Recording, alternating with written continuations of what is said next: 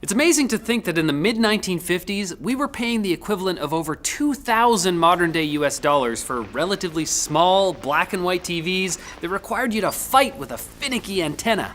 And just 60 years later, you can have an incredibly high-res, lightweight device that sits on your desk for a tenth of that price. So given how quickly the industry has progressed, it's kind of surprising that one of the best display technologies out there today hasn't yet made its way to our gaming battle stations.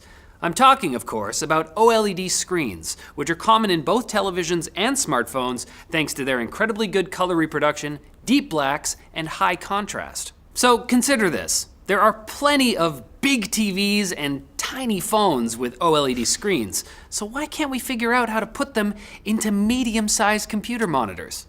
I mean, you could argue that having accurate contrast is even more important for PCs than it is for TVs and smartphones because A, professional color work is done on PCs, and B, OLED has extremely fast response times, which is super important for competitive gamers who've got to frag lots of noobs in a small amount of time. So the challenge is actually twofold. One aspect of the issue has to do with how the technology itself would be used on desktops, and the other has to do with how OLEDs are actually put together. Although OLED delivers a picture that's generally far superior to the LED backlit displays commonly built for desktop and laptop PCs, they tend to have a much shorter lifespan.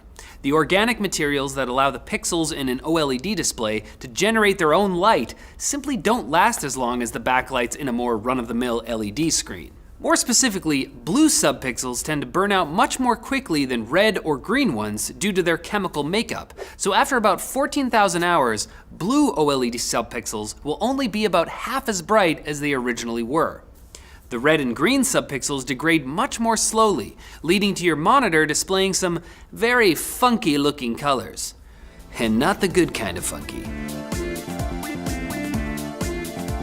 And while this is also true for phone displays and TVs, consumers tend to not leave those gadgets on all the time. Most phones shut their screens off automatically when not in use for more than about a minute, and unless you're running a bar or hotel where the TV is perma-tuned to a news or sports channel, you typically turn it off after a few hours at most. Hopefully.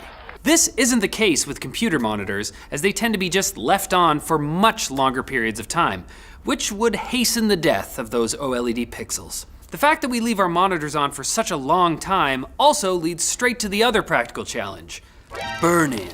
OLEDs are much more susceptible to residual image burn-in than standard LED backlit displays, and on a computer screen which often shows the same desktop wallpaper and UI elements such as a taskbar, users could be left with some very ugly visual artifacts whenever they want to play a game or simply fire up a web browser, for goodness sake.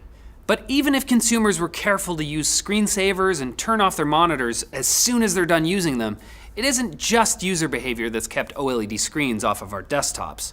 The manufacturing process has also kept OLED primarily in the realm of TVs instead of PCs because manufacturing defects are much more common in OLED screens compared to other types of displays, making them more expensive to produce. OLED technology is still common on phones because manufacturers can stomach the cost of a small screen being defective, and even on large TVs, OLED makers can still make a sizable profit because sales of TVs tend to dwarf sales of monitors. That has left OLED computer monitors in a bit of a weird space. It doesn't make much sense for companies to start cranking them out in huge numbers just for them not to sell as well as TVs, in addition to having to deal with widespread consumer dissatisfaction because people just decided to leave their monitors turned on all the time. But this doesn't mean those of you who want a nice looking OLED monitor should lose hope.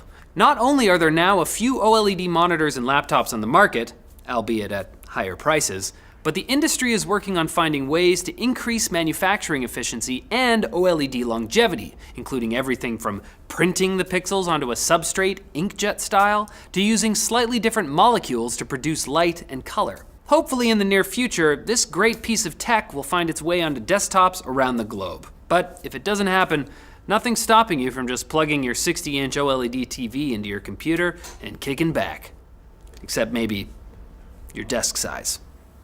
Today's video is brought to you by the Drop and Sennheiser HG6XX headphones. These cans are one of Drop's best sellers with over 60,000 sold. With the same driver as the HD650, the HD6XX delivers balanced mids and natural sounding bass. Community feedback led Drop and Sennheiser to add a 6-foot detachable cable instead of the original 10-foot one, and the headphones come with Sennheiser's dependable long-term support. Get yours today by joining the Drop at the link below.